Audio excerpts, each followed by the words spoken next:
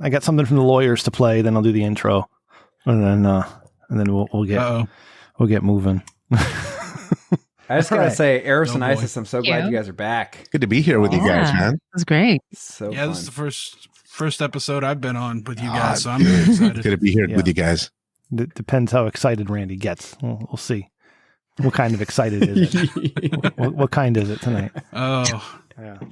All right. Yeah, without the drugs or alcohol, it's kind of rough to get too excited. Well, do you need more pre-show to warm up? Because I can keep going. I can keep doing this shit before I turn into the real Rem Dickman. No, you good? You good, Randy? Real. I'm good. All right. All right. Yeah, I'm ready for that really long intro. That's all about you. It's always about me. All right.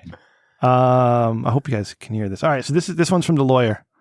Good evening, ladies, gentlemen, and individuals whom prefer non-binary pronouns. This is Jonathan Silver, lead attorney for Rich Dickman and the Rich Dickman Group. Recently, our esteemed executive producer Randy Banders was a guest on the Not for Human Consumption podcast. Some may call that show the ugly drunken stepsister of the Rich Dickman Show. However, the administrative body here at the Rich Dickman Group has never used such verbiage to describe those three fine individuals. I digress. Executive producer Randy felt the need to overproduce for the Not for Human Consumption show, and in doing so embarrassed Rich Dickman and his podcast. I would like to personally apologize to Mr. Dickman for allowing this to happen. Also, on behalf of the Rich Dickman Group and Mr. Dickman, I would like to apologize to anyone who may have heard that particular episode. Rich Dickman does not endorse the behavior nor the poor judgment on behalf of Randy. However, he does offer his congratulations to Randy for making the Not for Human Consumption podcast entertaining once again. For a minimum of 90 minutes, Randy exhibited substandard judgment. One must ask the question, why did he feel the need to overexert himself? Why did he believe a bottle of rum downed in shots would be a wise choice at such a late hour? Why did he think ripping his sweet Elvira vape, which consequently led to his on-camera vomiting, would be an acceptable course of action? Unfortunately, we cannot answer these questions, but we can assure you, the listener, that Randy really does prefer the smooth taste of Evan Williams bourbon as opposed to that inferior grade rum he committed to his face. Evan Williams is the smoothest, most satisfying bourbon on the free market with a price that cannot be beat. Whether entertaining friends at home or amusing friends and listeners of a podcast, Evan Williams bourbon is your go-to bourbon for all occasions. And as I speak, Evan Williams bourbon is offering a one-time only special. At your local fine beverage establishment, if you recite Randy Fucks and NFHC Sucks, you will receive a special Rich Dickman style discount on your order. So get out of your house and get into some Evan Williams bourbon. While we workshop with Randy on his behavioral issues, we once again apologize for that abortion of a podcast experience. We at the Rich Dickman Group can assure you our hosts will never vomit on air, interrupt guests or hosts, keep rambling while muted, tell stories that go fucking nowhere, and never ever blame alcohol on our poor choices. Randy will do better and maybe, just maybe, realize cannabis is a much better alternative than the aforementioned rum. Thank you for listening, and it is our sincere hope that you continue to enjoy and support The Rich Dickman Show. Thank you. He used to do a World of Warcraft advice podcast. He even did the original Drunken podcast, changing the game and influencing a generation of podcasters. But he was disgraced, accused of crimes he never committed, shamed, he disappeared.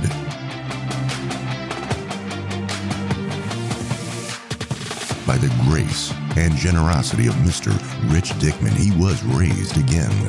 Seconded by his co-host, definitely not main host, Ray, Rem Dickman has returned, sexier and more handsome than ever. This is The Rich Dickman Show, the greatest podcast ever produced by Rich Dickman with Rem and Ray.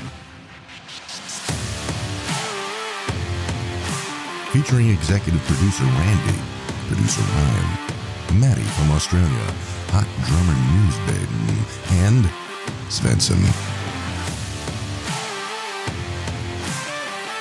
The Rich Dickman Show, your slightly better than mediocre podcast. Hey, everybody. Welcome to episode 158 of The Rich Dickman Show, the podcast that is slightly better than mediocre. I am your host, Rem, once again, at you, in you, your ears, that is, and through you, somehow, through your brain waves. I don't know how it works, Ray, but it does. Anyways, I'm here. Ray's here. Ray's, what's going on, buddy? Not much. Just getting back from a week of hookers and blow, as usual. Yeah. But that's about all I've been doing lately. I know you guys are kind of wondering where I'm at. That's easy, simple explanation. It's been a wonderful time. Hookers and blow. I can respect that. I can absolutely respect that. And, of course, it is the prodigal son of the Rich Dickman Show. It's old Randy Banders, executive producer Randy. Randy, what's going on, man? Oh, I'm sore, ashamed, embarrassed. Yeah. My hands hurt. There's a lot of feelings going on the inside that I can't really express right now appropriately. So, yeah, that's okay. I'm just going to go with that and complain about flooring this whole episode. Yeah. I really hate laying down flooring. So Yeah.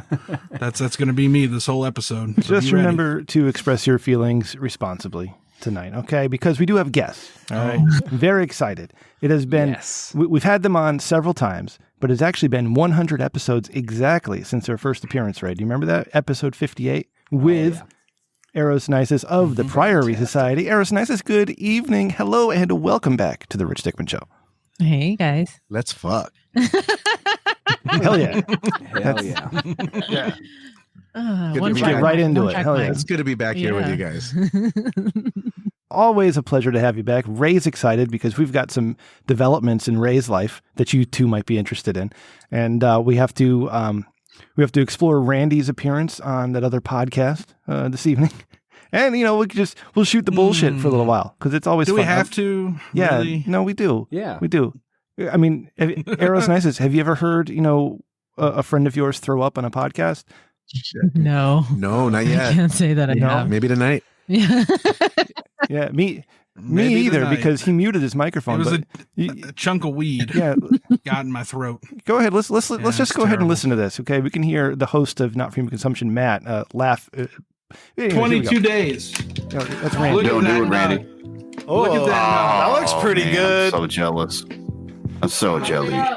Oh, you're I'm a between jelly you're donut between your right now. times, Adam, where you can't get it. You can't smoke it. I'm I gonna put can't it back smoke it in my anyway drawer. because, Yeah, okay. I'm gonna be on papers until we got fucking flying cars. So and Randy shit. just showed off a Really? I bud. got a fucking No, he just pulled out. Actually, no. It's That's his starting to wind Elvira, down. It's vape. crazy. He's showing to the camera here. So I'm playing this Hold off. on, the Aerizer. I don't EQ. When I first got convicted Whatever it in is, I don't know. 2010. So Randy's taking a hit when off you of get it, on papers, I'm like, man. So Randy's it's gonna taking a be hit. like PlayStation 5 time. and Well, he's not PlayStation I'm feeling not taking a hit Speaker. because it's not plugged in. It actually He just is coughed. going to hit in during Listen that to Matt. generation. Uh-oh. So Off comes the camera. I got like 3 years left. I know you can't see this, but you can see this on YouTube. I'm sorry, he just threw up so much that turned his camera off.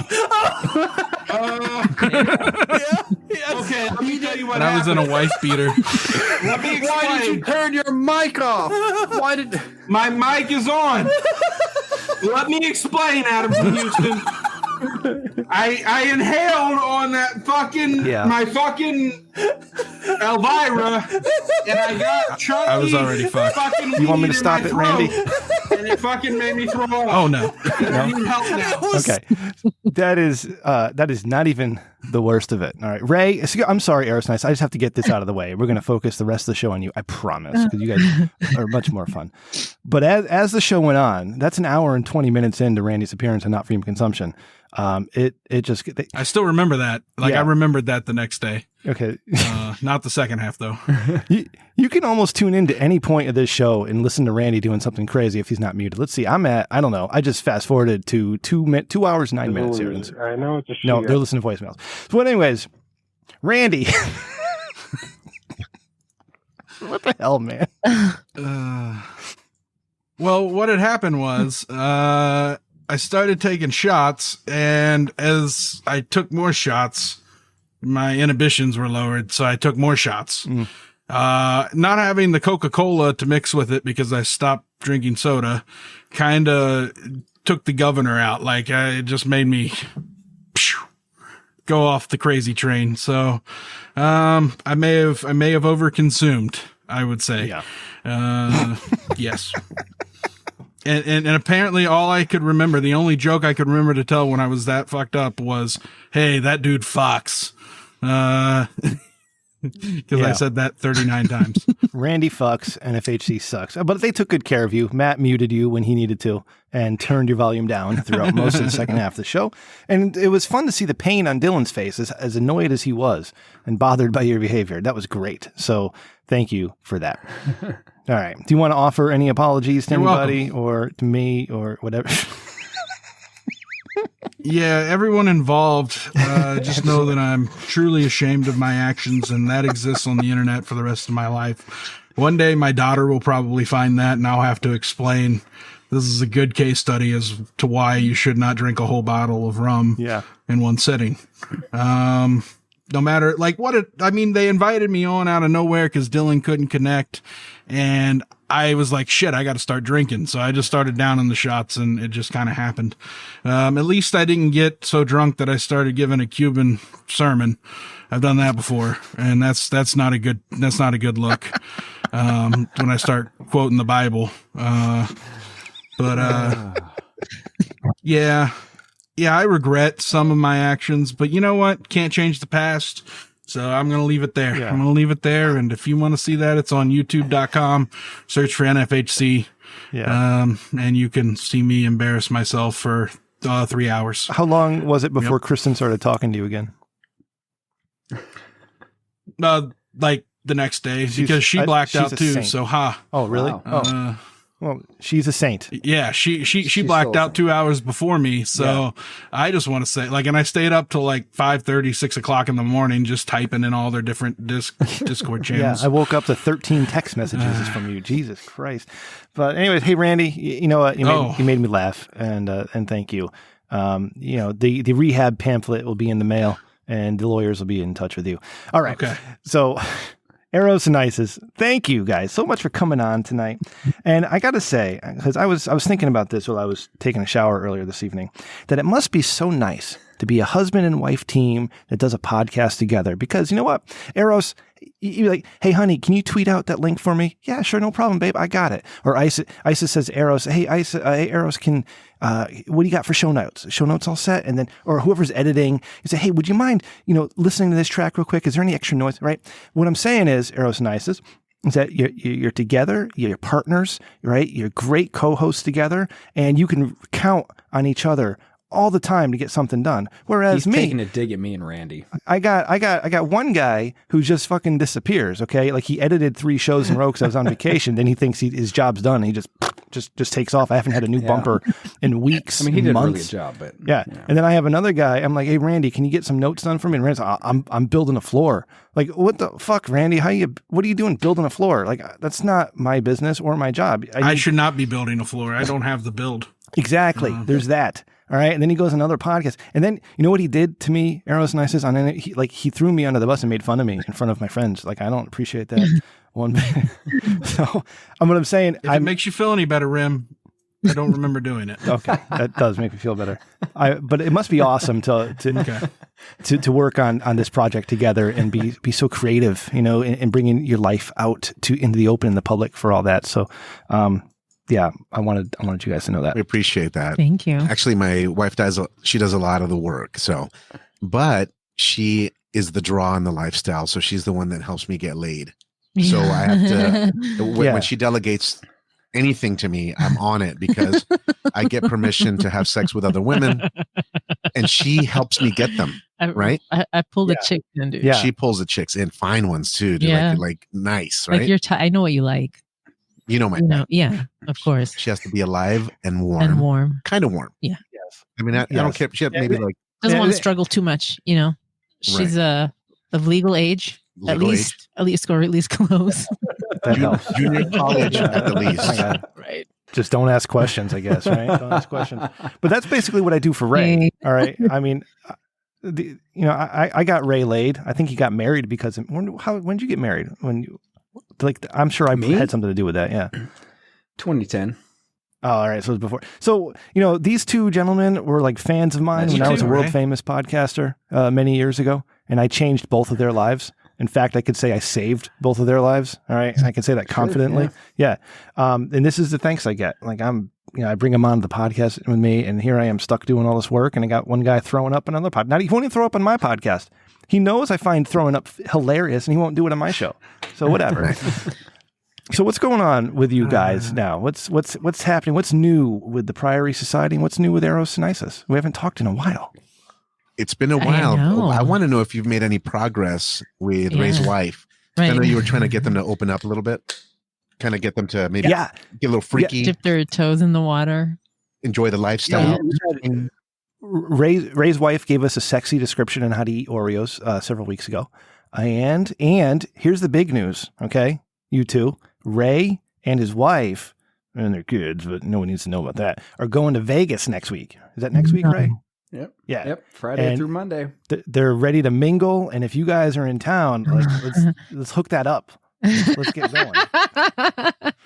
That sounds like a fun time. We're going to be in Los Angeles. We're back in Vegas the end of May. What dates? Memorial Day weekend. I think it's May 28, June 1. Yeah. You're just gonna be hanging out with Swiney, Ray. Okay. I'm sorry, I tried. Well, I actually am doing a lot more work down in the LA area now. I actually spent earlier this week. I was down there Sunday, Monday, Tuesday. I should be back there pretty much every week now for at least 1 to 2 days every week. So you never know. Yeah, they don't play with single people. Las Vegas, Los Angeles, whatever. You got to bring that wife with you. All right. Otherwise, they don't want to waste their time. Yeah. She needs. Yeah. You're not Eros. A single guy in the lifestyle. We have a lot of single guy listeners, and they can be extremely successful. Mm-hmm. But really, if you have a partner, if you have a girl, you're going to have way more play. It's the law of numbers, man. There's just a lot of single guys that want to do stuff. So you definitely need a good single companion chick that can play, right? That's down to do stuff, or just. I guess you can hire someone to stand in. We've seen that before. Not good. No bueno. No bueno. It's just that most people are looking for other couples in the lifestyle. So like the law of numbers would say, show up with a chick. To do wife swaps. Yeah, exactly. People love that. Mm-hmm. Have you guys ever played with a what do you call it? Trio? Mm-hmm. Threesome, a third person. Oh, wait, with So you and 3 other people, so 5 total. Oh, that qualifies as an orgy. No, we have not. Well, but see, that's what I'm saying. But it's not necessarily like let's all just show up and meet up and just all have sex. It's like an intentional 2 and 3. I don't know if that's I mean, I know what you're saying by it's an orgy, but is it if it's very intentional and you got 2 specific groups? Right. So we have not done that yet, and I'll tell you why. We're very particular of groups, and it's so tough to meet a couple that is amazing that when you add another person or a group, we get invited to house parties when we're in Vegas. Oh, all the time. Yeah, right. People are always organizing parties in Vegas. Hey, we have a party in our suite. We have 12. We have 6 couples coming. Why don't you guys come on through? And we know that's going to be just a mess because it's a bunch of strangers standing around. The guys thumbing their dicks. Well, they watch the girls dance sexy or put on lingerie. Yeah. And you guys are like smiling ear to ear at the thought. That probably sounds really amazing, but I can't see Rem's hands. That's the thing. His arms. Okay, now he does an expression. Yeah, he doesn't wear pants. We know that for sure. Showing one of his hands. When he podcasts. Only one Kayla cleavage. Right, I know. Randy's girlfriend thought I was jacking off the entire Kayla cleavage interview. Like, the camera just doesn't show my hands. Okay, you don't see any shoulder action. That would be fun. Would you do that, sweetie? Would you play with a trio? I would. They had 2 guys. They would 2 guys and a girl, and then us. That'd be. What would I do, man? You'd be with the chick. I'd focus on her, and you'd get 3 dudes. Yeah, you'd be down for that. That'd be amazing. I'd be down for that. That'd be fun, right? So look at this. We're bringing people together on the Rich Dickman show. That's what we do, right? We bring people together. Yeah. Eros, let me ask you something. So like you're into the normal like couple swap, right? But you propose a scenario there in which like you're banging away on some chick, but your wife is over there with like 2 or 3 dudes, like just going to town. Does that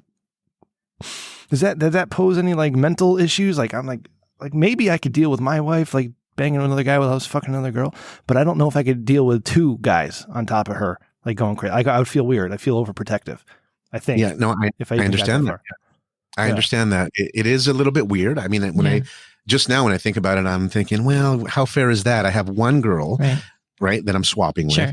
And then my wife gets to enjoy the other dudes. And at the same time, it really comes down to the self-esteem issue and the jealousy issue. You have to really be able to separate those things in the lifestyle, because I believe that my wife deserves an amazing time. And if that means one guy with a large wiener, not like a Costco hot dog sized wiener, but like one of those bratwurst. Yeah, like a big, like the huge, what are those sweet potatoes, sweetie, in the produce? Like the crazy curvy ones that get sharp at the end? like a butternut squash, which is what I'm rocking, right? Like squash, right?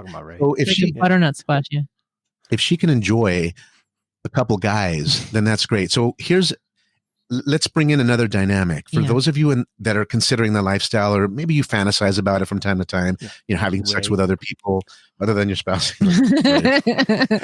So here's the deal. We don't like anonymous sex with strangers. So we would need to know these people. And we don't need to be best pals or anything, but I'd want to spend a little time with them, at least a little bit, right? Yeah. So that still weirds me out, which is why, again, we don't do groups, because you don't know who you're getting, you don't know. And then again, if you're in a group sex scenario, you're really stuck, man, because a girl could have a vagina that is maybe not as kept up, or maybe a pH imbalance, or maybe it's more of a snapper, right? Or maybe Stop it with the fish. Maybe it tastes like boiled turtle. And if you're in a group sex scenario, you're kind of stuck because someone's doing something to you. It's in the room. It's in the room, and then you can't tell. You don't even know where the aroma, the interesting scent. You have to go testing, plugging holes, and sniffing.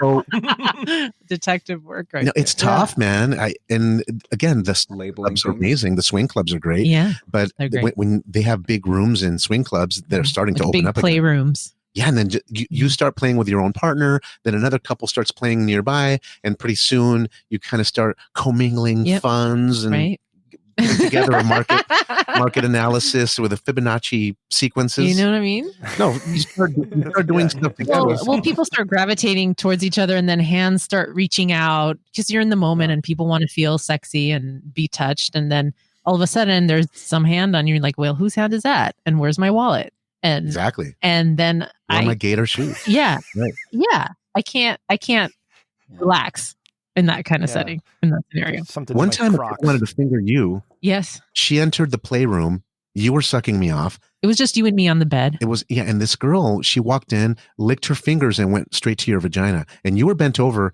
hovering over my penis with your ass in the air. Yeah, so my ass was facing the door. And they were behind me. I stopped her, dude. Yeah. Because, they have buffets at these swing clubs. She could have just come from the meatballs. The fried trout. Ew. Right?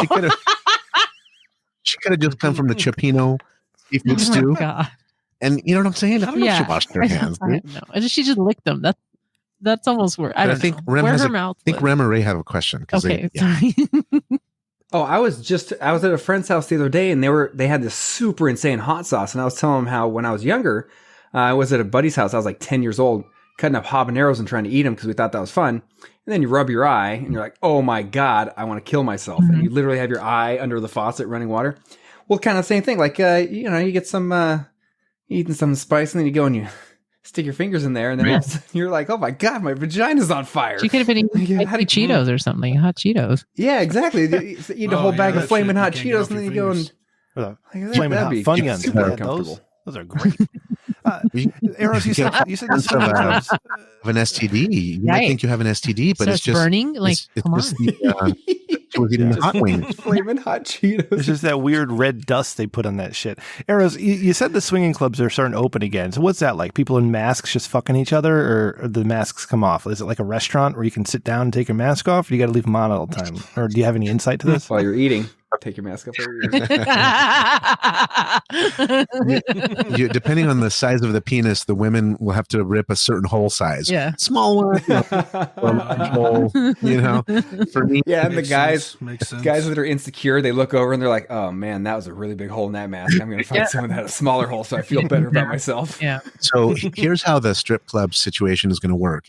If they want to stay in business, they're going to try to be as normal as possible, right? 2019, 2017. Yeah. If they want to go out of business, they're going to require that you have the shoulder thing. They're going to require that you have or whatever. Yeah. They're going to require that you come in with a cast or yeah.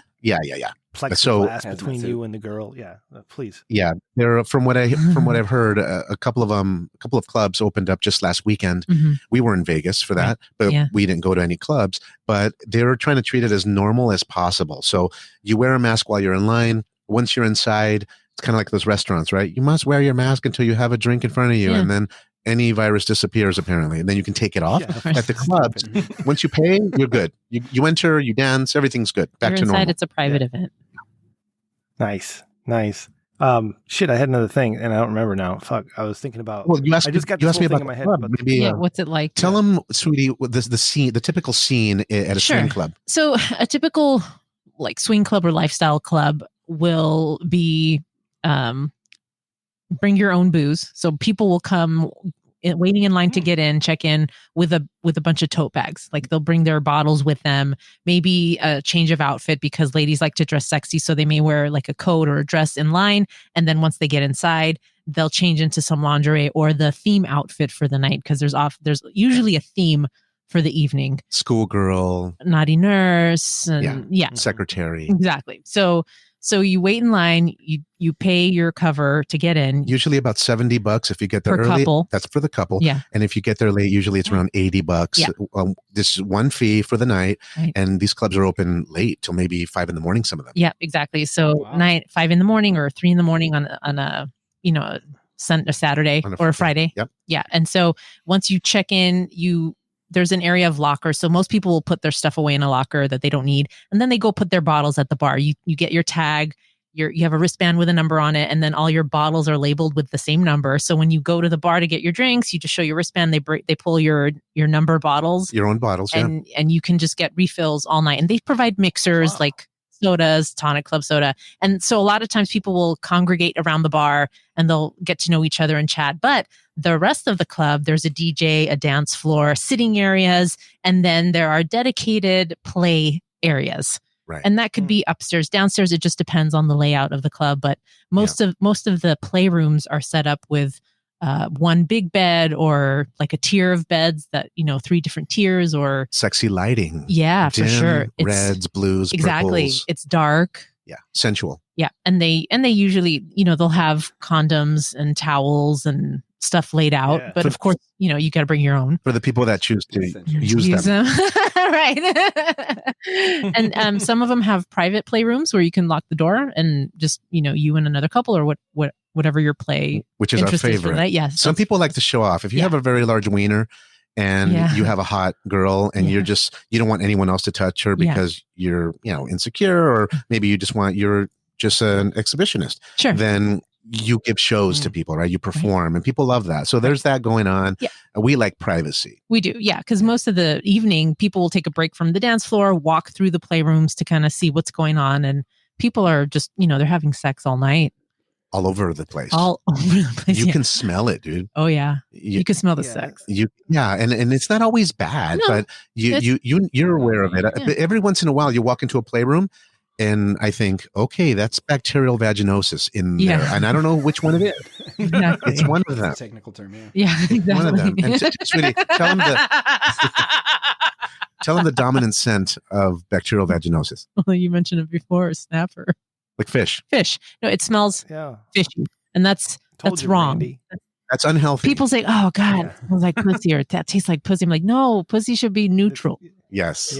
No odor, no aroma, no real taste. It should smell like Bath and Body Works. Yeah. from the thighs. Maybe soap, but that's it. Yeah. So you do every once in a while, you'll run into that, or it'll slap you in the face. and you just keep walking. That's my suggestion. You just leave the area. Move on. I don't want to get pink eye. Yeah. So when you're at one of these swing clubs, all right, if you're someone like Randy who's an expert fingerer, but he's not a long laster, how does that work? Like not at all. If he washed his hands or used gloves, could he set up a line like, "Hey, come on, ladies," or was it like that one? Boom. I believe.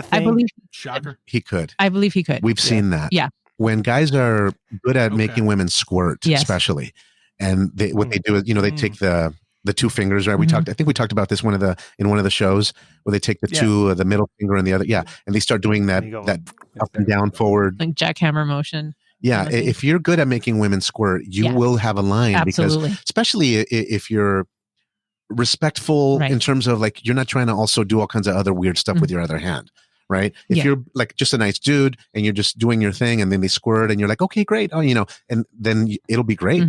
I think you'll have a line of chicks wanting to try it. Yeah. Because people in the lifestyle are fascinated by squirting. They are. So after she squirts, you say, "Nice job squirting. Please go tell your friends." And then next thing you know, come to me. Yeah. You just stay Word of right mouth. there. Yeah, they just line up. See, Randy, you thought I was being an asshole, but that was a real answer I was expecting. So boom, you're. Oh yeah, you're I'm. Look at that! I got skills. Eros, very specific set of skills at these swing clubs. Now, so I'm just speaking from where I know what would make me uncomfortable. Like I'm disgusted by the behavior of men when it comes to sex, okay?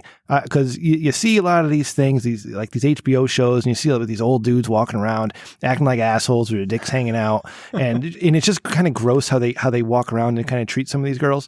Not that they treat them bad, I just find it repulsive when like an old dude is coming to smacking a chick on the ass walking by. You know what I'm saying, right? And I from the interactions you and I have had, you seem like a very respectful, very appropriate and professional individual. So how do you react? Like when you see dudes acting that way, do you try to steer Isis away from those areas, or do you shake your head and make fun of the guy, or like what? All right. So I think I understand it. I think it's very important that you guys understand the outlook of a swing club. First of all, it's a members only situation. You're not allowed in unless you sign off on a bunch of disclaimers and, hey, this is how you act. You get a quick overview. If it's your first time visiting a club, they let you know. Hands to yourself. No is no, of course. Not like, Mexicans think no, no means yes and yes means anal. Correct. Right? Which is, I still think that in my core. I believe that from being raised in a Mexican family with uncles, dirty uncles, right? Perverted uncles. Yeah. Even uncles so perverted that if they didn't have a girlfriend, they just mess around with each other. Two dudes. Yeah, crazy. But at a swing club, the rules are so intense and guys are so respectful, because when you're banned from a club, not only will you never enter into that club, but you won't go to any other club, and you'll probably get kicked off of your swinger dating website as well. The word will travel very quickly, and you'll be banned from anything lifestyle that has a website, or the word will travel. So, guys, if you go to a regular club in Vegas or in Hollywood, pre-pandemic days, right? Before, then the guys would literally you'd be walking to the restroom, and the women would be walking to the restroom, and the guys would just up against the wall, kind of like scared that any part of their body would touch the woman. Right. Super scared, super respectful, because they know that if they accidentally touch, they could be quickly ejected from the club. If you go to Hollywood, these clubs here, they'll grab an ass. Sure. The guys are kind of squeezing, kind of slapping sometimes. Yeah. So swing clubs are very, very different, guys. I mean, the dudes are very respectful, and generally, remember, they're there with their wife, right, or with their longtime girlfriend. Right.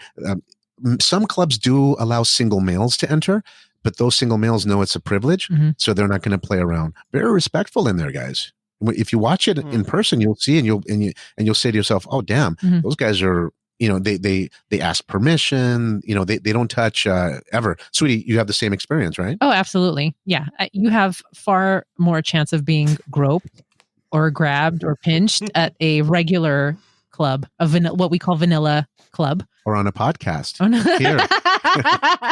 You're just groping yourself. Yeah, in lifestyle clubs in general, guys are very respectful, And it's usually like the women that will start grabbing on each other first. They cross the line very quick. Yeah. They've grabbed my dick. I know. One girl was sucking me off on the dance floor. I know. But I let myself. Yeah, you didn't stop her. The women are very forward at these clubs because they know they have all the power. Right. And they also know that you're not going to complain. Although there are some quote unquote woke type of girls that would probably report another girl to management. Yeah. Hey, she touched me. Sure. She didn't ask for consent. Right. So, and if a guy was walking around a lifestyle club doing that, they would get reported right away and escorted out. Yeah. Yeah. All right. Well, hey, I like that. What's the security like in these places? It sounds tight. Sounds good. See his language? I know, gosh. It's very tight. I like it. It's good. It's a moist topic. Good job, man. Look at you. So, wow, that's you know what I love about having you guys on the show is that you have your own podcast. So I don't really need to plan anything. We'll just start talking about something else and we learn all about swinging clubs. So thank you for that. So Ray, keep that in mind next week. I took notes. Yeah, I took notes. Okay. All right. What are you going to do with the kids when you go to the swing club? Just lock them in the room? Yeah, something like that. Yeah. You just leave them in the room. I mean, that's hotel doors are heavy. They can't open them. They're too heavy. Order for them the some kids sushi, get a couple of lobsters, and the oldest one can watch the baby. You're good to go, buddy. Yeah. Yeah. Just order room service. So what's going on with the Priory Society podcast? And what's new? What are you guys talking about? Have you, we've been different stages of the podcast and the different times that we've talked, setting up your swing room, experiences with unicorns and all that stuff. So what are you guys doing now? So we are really excited about this new series that we're doing called Swinger Fundamentals. And it's just all about helping mostly newbies in the lifestyle. But actually people who have been in lifestyle for years are going to benefit from it too. We're doing our series about setting up a foundation, getting online, how to set up your profile, your swinger dating profile for maximum success. How to approach couples and singles for play. How to chat. Right. It's all about momentum, you guys. Momentum and velocity in the lifestyle is your friend. And without that, your chat is going to be creepy or weird, or it's just going to die. The best times we've had some good swaps have been when we have a really fun conversation with a couple, very flirty and with good momentum. We meet quickly, things escalate very rapidly. It's beautiful. So this Swinger Fundamentals is perfect for newbies. If you guys are new to us, to the Priory Society, and you're listening to us for the first time here on the show, then we'd invite you to come over to our podcast. Just take a quick listen if you're curious about it. We know it's a big fantasy. You talk to any psychotherapist and these shrinks, and there's been studies done. We'll have to pull the article, sweetie, maybe post it on Twitter, where one of the number one fantasies is having sex with someone else other than your spouse. Exactly. And it's a huge fantasy. And then threesomes, big fantasy as well. Right. Threesome is the kind of like the entry to the lifestyle, because if you can do a threesome, then you'll certainly enjoy a nice wife swap. But so we're doing that series on Swinger Fundamentals. We're going to be talking in the next 2 weeks about our separate play with a freaky couple that we've known for 2 years. We've played with them about 10 times. And so we played with them in separate rooms. Like we haven't done a hall pass. 2 hotel rooms. Yeah. Same night, same time, but we will meet in our hotel room, all 4 of us, catch up, chit chat. And then I go off with the husband to their room, and then the wife stays with my husband in our room. Hottie white girl. Dude. Yeah. Wow. Hottie white girl. Dude. She's one of these Newport Beach type of chicks with bare feet, pretty toes, little anklet, right? Like surfer type chick, right? On a beach cruiser. She's one of those wearing flip flops everywhere. Yep. And tell them what's different about this last time that we met up with this. I should wear flip flops on a plane. Well, okay. Shut up, Ray. Nobody does that except you, nasty ass. We played with them. We played with them bareback. That's the first time that we've done that. That was a new one for us, but she started it. She started it. Yes. She started it. How does that get started? Did you say, I want you to fuck me raw? Or like, is there a conversation about how condoms are uncomfortable? Like, how does that happen? Well, she would do what we call an oops moment. Right. where okay. she'd be, and You guys know, yeah. No, I mean, some people won't know what an oops moment is. I know. Sudi, why don't you They're tell all them nodding their heads. what's an oops moment? Okay, so My bad. no. That's how I got my daughter. No. Yeah. So like, say my husband's laying down and the woman's on top of him, like, or this hottie chick is on top of him, grinding on his dick, and she gets really wet. She goes longer strokes and super fast, and then maybe on one of the passes, your dick goes inside her pussy. And then she says, slips in. Then she covers her face like Betty Boop and kind of bends forward and says, "What? Oops." Yeah. Oh my God. But doesn't get off. Oh my God. No, she doesn't get off. No. Yeah. Like she knows it happened and she liked that it happened. She made it happen. Yeah. Several times. Yeah. She angled her, she angled herself just the right way. Not only that, but sometimes she'd be laying down. Remember, guys, we've played with this couple like 10 times.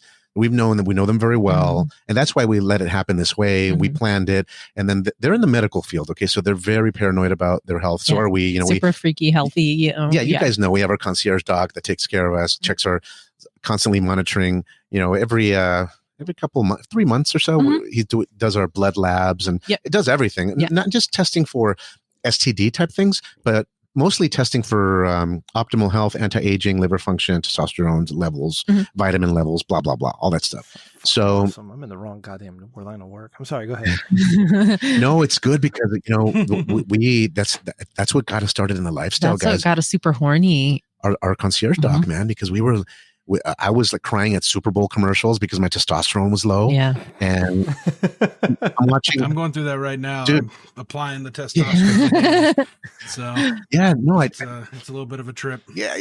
I'd watch this commercial of a man, silvery hair, salt and pepper hair, dropping off his young daughter with a rucksack at the airport. She's going off to the military. Right. And this is a Nissan commercial. Yeah. And then he's teary-eyed as she's walking into the airport.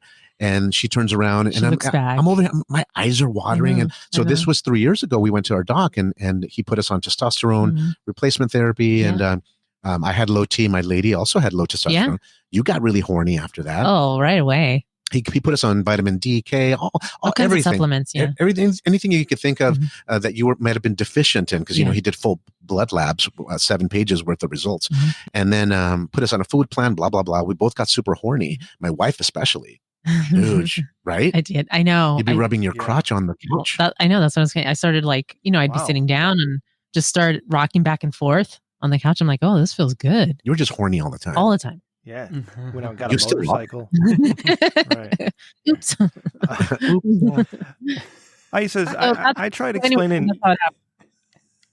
I tried explaining something to a female once and tried to explain to her that females have all of the power when it comes to sex, right? Because for the most part, men they don't know how to act around women. They don't know how to ask for sex. They don't know how to get the thing going. But if a female goes up to, I don't know, let's say Kristen comes up to Randy right now and has the titties out. Girl? They could start fucking right away if she wants it. Like women have all the power when it comes to sex. Is that correct? I believe that. Yeah. I think that's very true. And that translates into the lifestyle as well. Right. Yeah. Women have the power. They're elevated, put on pedestals. I mean, they're really, women in the lifestyle get the party started. They usually get the play started. So yeah. Eros, no disrespect, Eros, but if I were to say to Isis, God damn, girl, you look fine as hell. We should get in bed together. She'd be like, get the fuck away from me, you fucking creep. However, in the other, and vice versa, the reverse of that, if Isis says, damn, Remy, you're a very sexy podcast host, and I think you're super handsome. Maybe we should, have some fun. I'm all into it. Like, I'm not going to say that's gross. Like, you know what I'm saying? Well, she's going to ask for your download numbers. Yeah. Talk to me about your stats. Yeah, baby. I got 12. What do you think about that? 12 what?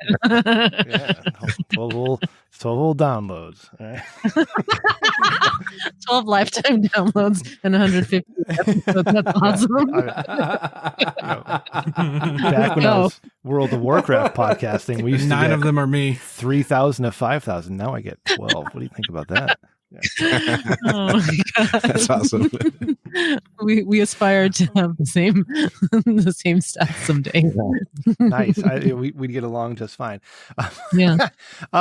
So we do lots of things here at the Rich Dickman Show, and we love having you guys on for the whole episode. So Ray, can you find a picture of like a woman buried, a PG picture, a woman's face buried in a dude's ass? Can you find that? But it has to be PG. Like you don't see anything. All you see is that'll set you on. Yeah, that should be easy. Yeah, How's that PG? So something we like to do here at the Rich Dickman Show, and this just takes off my old days when I used to be a world famous podcaster, Isis, is that we like to give advice, and that's called thinking with your dick. You want segments? We've got segments. It's Thinking with Your Dickman.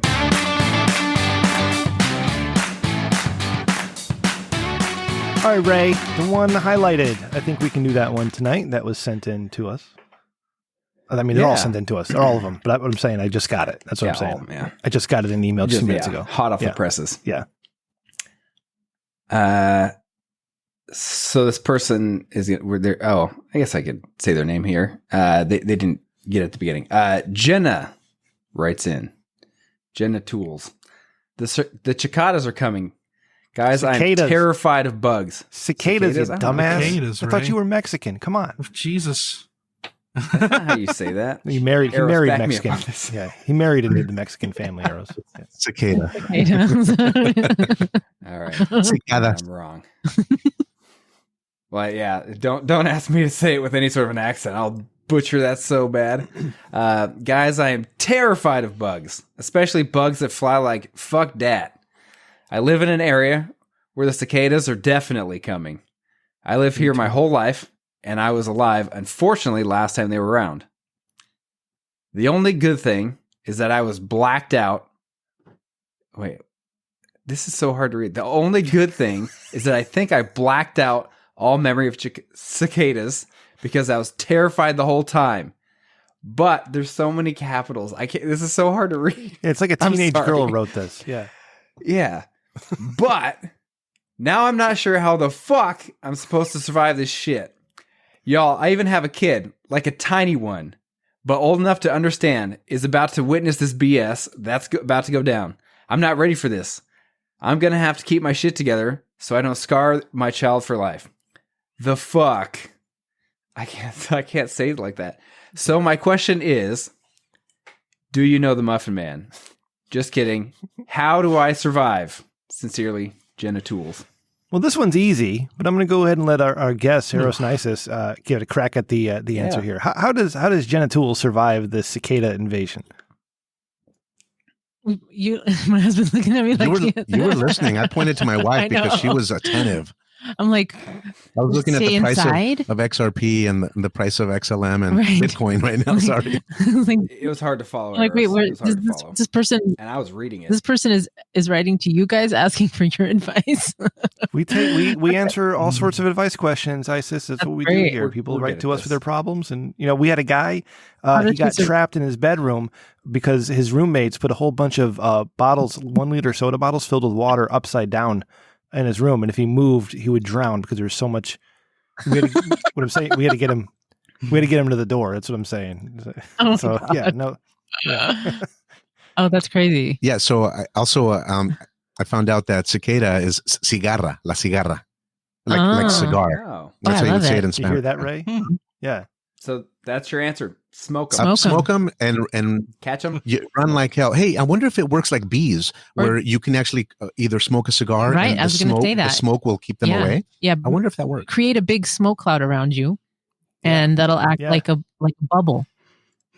Or just Randy, put your shirt over your head and then windmill your hands really like you used to fight in elementary school, and then run. Just don't stop. Yeah.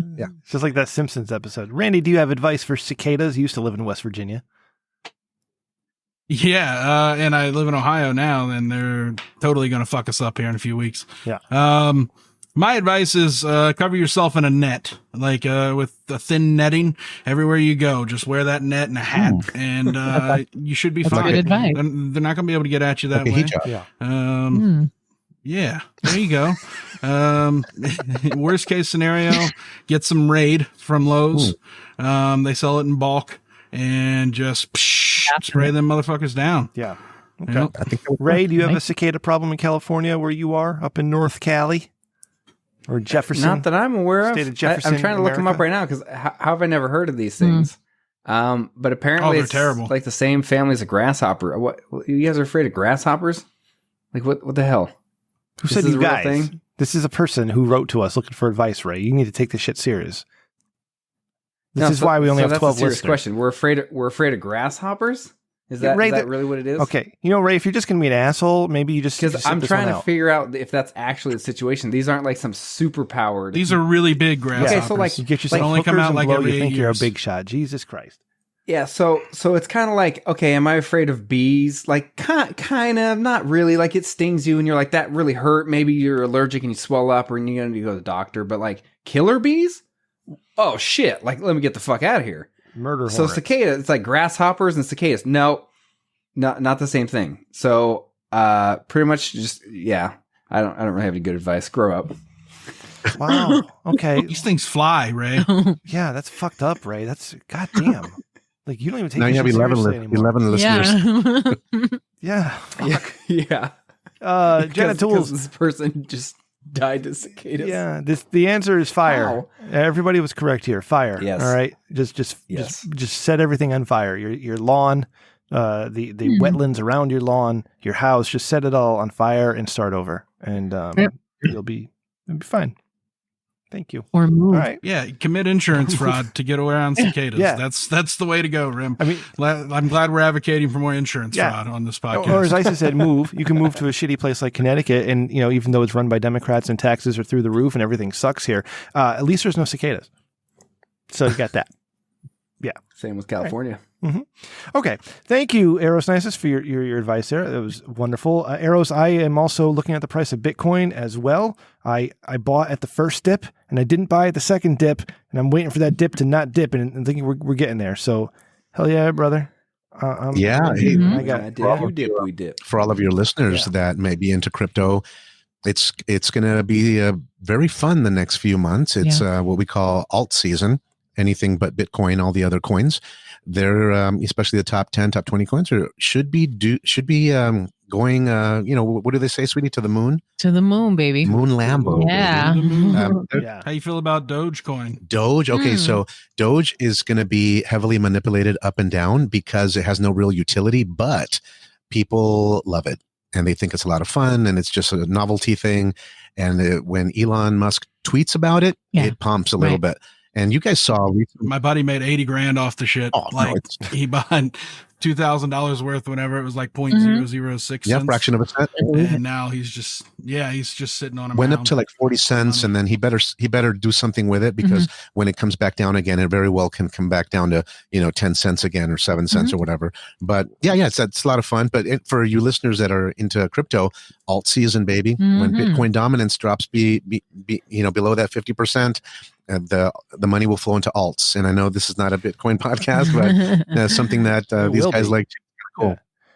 Well, I got these two bozos mining pi and mining b with me, so when that shit actually has value, we're gonna be fucking millionaires. Like I got 555 b and 487 pi, so I'll be swinging out in LA with you, or Vegas, because that sounds better. Vegas sounds better. I'll be swinging. Or Vegas. Yeah. You're going to be swinging. Yeah. You're going to be swinging out and swinging low. Yeah, that's right. and a little to the left. Yeah, to the left. A little to the left. Funny. In episode 10 of Torn Think Tank many years ago, this is 2012. We got a question. We did like a question and answer episode, and some guy wrote in, "Which way do you dress?" And I didn't know what that meant at first. So I thought he was talking about what leg do you put your pants on first, right? I'm like, I put my left leg in my pants first. Like, I don't understand the question here. Then I didn't realize till a few weeks later he was talking about which way my dick hung on my pants. So it's still left. All right. So do you guys remember our listener Svenson? He's sent in some Dick of the Week nominations before. I think you guys enjoyed Svenson. probably not. Yeah. It's okay. Very funny. Yeah. Very funny. All right. So Svenson sent in a Dick of the Week it's quite long, but I said, you know what, Svenson, send it in anyways because Eros and Isis are coming on, and I think they're fans of yours. So in order for Ray to get paid, I have to play the bumper, and then we're going to go into Svenson's Dick of the Week here, okay? Okay. Sorry. Ladies and gentlemen, it's in his contract. Now time to introduce I get a piece of it too now. Because I was like, Dick of the Week. Ray can't get paid if I don't get paid. Here's our first nominee. Fucked up. That dude in Ray, in your picture there, that dude on the side with the glasses on, I think it's a dude. He looks like... He's creepy. He looks like Ramon, who, not the good-looking Ramon, but the ugly Ramon porn star with the very large penis who does trans women and BBWs. Anyway... I'm sorry. I don't know why I know this shit, but I do. All right. Hello. How many downloads do you have? All the time. Everybody at the Rich Dickman Show that make it my favorite podcast to listen to. This is Svenson here, and I am calling in my nomination for Dick of the Week. This week, we happen to have one of those special occasions where the person I am nominating is a person that I particularly like. However, even those people that we like or love, sometimes will say or do something very dickish. Yeah, Ray. This is what happened. Me. You might want to relax. Yeah, Ray. It might be a long one. But I'll do my best that I can to try to shorten it up. The person I wish to nominate this week is John Roca. He is an internet movie critic / personality, and he has his own YouTube web channel. This week, he was talking about the trailer that came out for Steven Spielberg's West Side Story. Now, when the trailer had played, he had made a comment that said that he wishes that the movie would be directed and written by a Latino person. And I was kind of like mystified by this because under his train of thought, he figured since West Side Story had, Latinos in it, that a Latino director and a Latino writer should have made the movie. Now, this is where I have a problem, basically, and I wrote to him about this. I told him that it's absolutely ridiculous for him to think that. First of all, one half of it is Irish. One of the, groups is Latino. One of the groups is Irish. And they go about through the story, stuff like that. I don't know. Anyway, I said to him that why shouldn't an Irish person be a director? And why shouldn't they get an Irish person to write it? And he said, well, I didn't know the history of the movie, and that was a very dumb thing that I said. Now, that really made me go off on him. I told him, look, when you're making a movie and you're probably going to spend upwards close to $100 million writing, producing, directing, everything on this movie, you should want to have the best person or people available for this project. And you should never cast based on someone's race, religion, sex, gender preference, identity, etc. Absolutely ridiculous. Well, he came back and said that, well, what about Black Panther? That was a wonderful movie. And I was like, Black Panther is a different thing.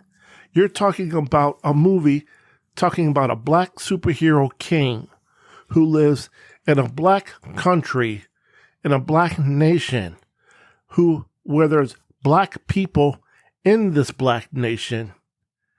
So yes, you're going to have a bunch of black people in this movie. And yes, the director and the writer were black, but they were not specifically picked for that and for that purpose or that reason. They were picked for it because they have previous experience in casting films, that deal with black people, black cultures, and black issues, i.e., they have that experience, which is what I said, to him. I'm like, if you have the experience and you're the best person for that position, you should get the job. And I told him, West Side Story is, being directed and produced by Steven Spielberg. Yes, that's Steven Spielberg. And I asked him, do you feel and think that anyone that they get can do a better job than Steven Spielberg? Now, I'm not saying that there's other people out there who couldn't do a wonderful job that are not named Steven Spielberg. No, that is not what I said. I was just pointing to him that I'm sure Steven Spielberg will do his utmost best and to make sure that he directs and tells the best version of this movie possible. I also told him that if he wanted to see a West Side Story directed and produced by a Latino person, to go check out the 2018 version. There is a 2018 version of West Side Story that was actually made in Spain. It has an all-Spanish cast. It was directed by a Spanish person. It was, screenplayed by a Spanish person. However, almost no one has ever heard of it or knows about this. Why? Because the reviews of it personally were not that good. But it's the example of what I made. It was a Spanish production made in Spain with Spanish people, but the quality or the production of it wasn't that great. Anyway, that's one of the reasons that I'm nominating him for Dick of the Week, for not actually taking the time and listen to a person or listening to an objective view and understand that he could possibly be wrong in his suggestion. Anyway, Rim, Ray, blind. I hope you guys are doing well. Take care. So, when are you guys doing your bonus episodes, Svenson, by the way? Because Svenson is the most woke person I've ever met in my life. The guy voted for Joe Biden, but he's making great points here. All right. We're at a point in our history where we're no longer casting or using or employing the best people. We're putting them in positions based on what they look like, which is just absolutely ridiculous. Who's this guy, Randy? I don't remember the name because it was so long ago. He said it once at the beginning of the thing, and 6 minutes later, I fucking forgot. I have no idea. Some asshole. Yeah, I have no clue. I didn't make a note. Svenson, maybe let's just listen to it again. Let's just replay the whole thing. Start it over. This time I'll take much better notes. I'll get my phone out. I was just glad that he clarified that it was the Steven Spielberg we thought it was, not the other Steven Spielberg. Yeah. For a second, I was kind of always confused. get mixed up. Yeah. I know the other Steven Spielberg. Not a nice dude. Like, I would nominate him. He's not a good producer, that's for sure. Yeah, the guy sucks. Director. Never tips his wait staff. Tips his wait staff. Piece of shit. Not good at all. Svenson, if you're expecting like a good conversation from YouTube personalities, you're expecting way too much. These are self-absorbed, self-centered pieces of shit who don't want to hear another opinion other than their own, and echo chambers galore. Ray, hold your thought. We do have guests. All right, I want to allow Eros and Isis to weigh in on this very controversial topic. Have you heard of this guy before? And like, what are your thoughts on having a Latino director direct West Side Story? Thank you, Ray. Thank you. It's perfect. Well, I think that someone with, experience in musical theater, and that would be awesome. But definitely the best person for the job. Not the best pronoun, not the best race. I don't, what do you think, sweetie?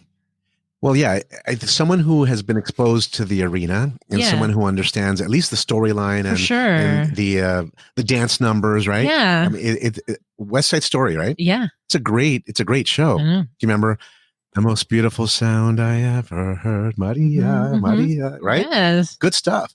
But yeah, you don't want to elect someone to do that gig. Right. Come on, man. They have to have a basis, man. Sure. At least a foundation of being in the arts, You don't have to be gay, because our friends that have the gay, they love musicals. They love the arts. They love all that stuff. They've been afflicted, sometimes from birth. No, they were born that way. No. Guys, we live in Los Angeles, right? I went to a performing arts magnet high school. All your friends are gay. They're all gay, dude. Yeah. They're all like, I have permission to say this. I've gotten permission from them to say these things, and also to put the disclaimer that it's just a joke, and hopefully they laugh it off as well. But yeah. Someone would have to be experienced, not just because they're that they look the part, of course, or politically correct, yes, right, yeah. All right. Ray, as an Asian man married to a Latino woman, what do you think about this? You know, sometimes you might be picking somebody that you think is right for the job based on appearance. And then you might find out that's not exactly what they are. I mean, I was stereotyped as a 100% white person. Come to find out just 1 to 2 years ago, I'm a quarter Asian. So everyone that ever stereotyped me, joke's on you. You know, that's all I'm saying, right? You can't do this. I'm with you, Svenson. You can't pick people based on what they look like because you might be wrong. Now, if they took some DNA tests and they come back, I mean, maybe then if you got some proof, you could do it. Then they're going to be qualified. All right, yeah. They're going to be fully qualified to perform this work and perform it well. Otherwise, without some sort of verification system, it's all a fraud. A sniff test. That didn't work out for Elizabeth Warren. Right, yeah. The DNA test really failed her. And speaking of DNA tests, Eros, when you're raw dogging this chick, like where does the cum go? Like is it on her belly, inside, on her leg, on the carpet? Well, when she's the back of her hair, when she's on her back and she's pinned down, and we're in a missionary style, and her knees are near her ears, and her knees are almost kind of hitting the bed as well, and she's telling me deeper, and I can't go deeper, but she keeps telling me. And then she whispers in my ear right as I get close, because I like to put one arm underneath kind of like the middle of her back and another arm kind of right behind her neck and just hold her real tight, because she's a small frame chick, right? And I'm like 210 or whatever, Mexican dude, used to do weights, so I have a little bit of that muscle mass, but it's not defined, right? So used to work out.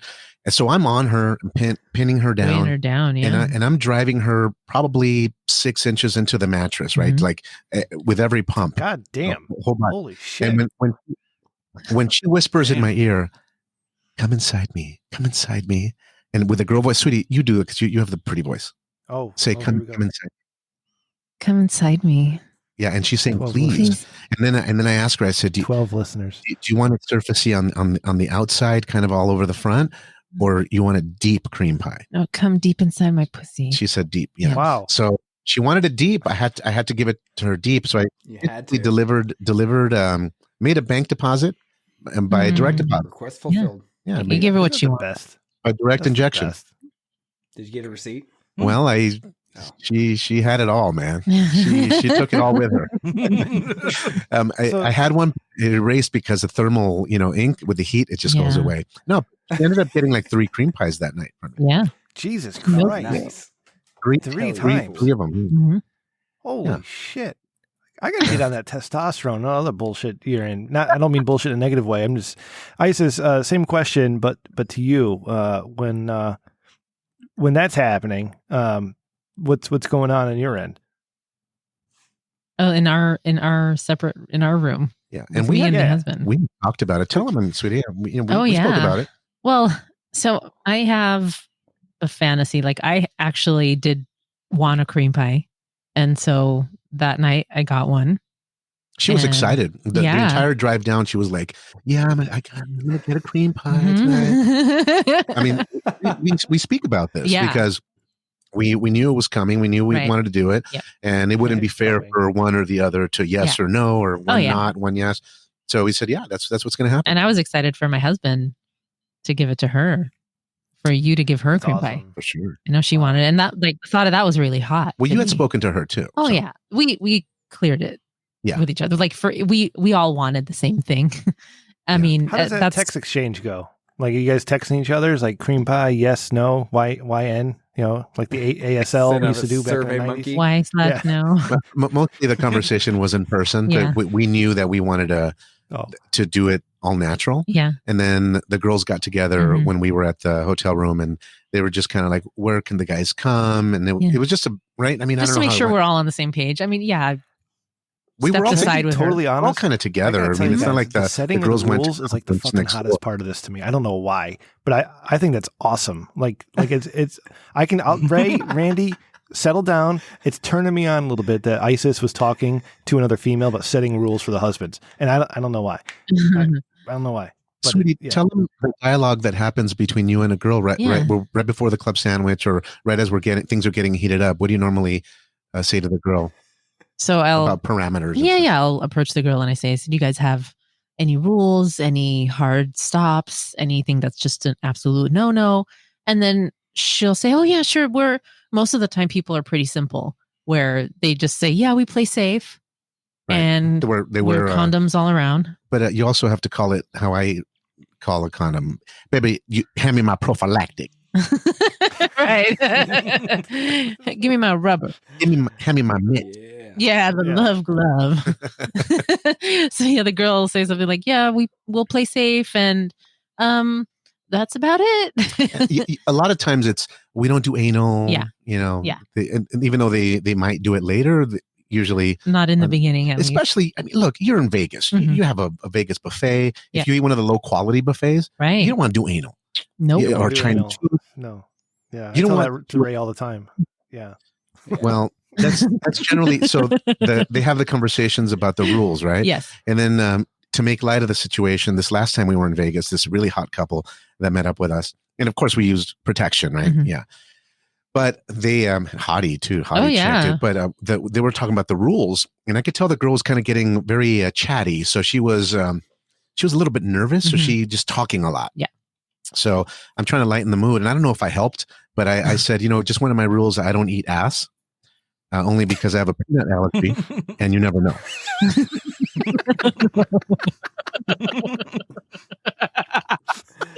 Oh, that's awesome.